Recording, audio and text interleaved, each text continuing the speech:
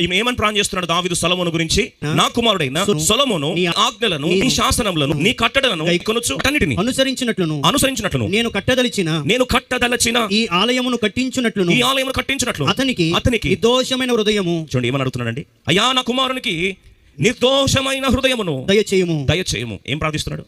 నిర్దోషమైన హృదయము దయచే ప్రభువా నా కుమారునికి. నిర్దోషమైన హృదయం దయచే ప్రభువా నా కుమారునికి.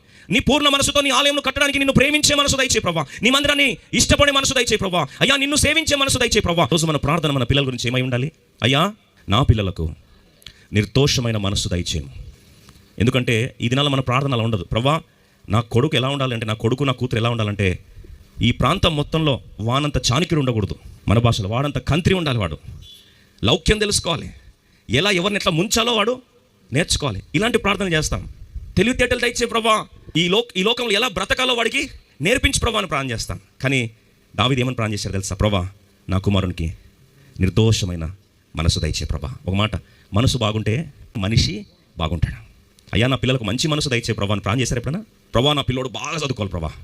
నా పిల్లోడు కోటీశ్వరుడు కావాలి. ఆయన నా కూతురు కోటీశ్వరురాలు కావాలి. ఎంతో ఉన్నత చదువు చదువుకోవాలి. ఇలాంటి ప్రార్థన చేస్తాం. కానీ అయ్యా నా పిల్లలకి నిర్దోషమైన మనస్సు దయచే ప్రభువా అని ఎప్పుడైనా చేశామా? నాకు అనిపిస్తుంది దావీదు అదే ప్రార్థన మిగతా 19 కూడా చేస్తుంటే ప్రతి ఒక్కడు చరిత్ర శాసించేవాడు కదా. పోయి ఎందుకు ఆ స్వార్థం ఒక్కడికి మాత్రమే చేశాడంట ప్రార్థన.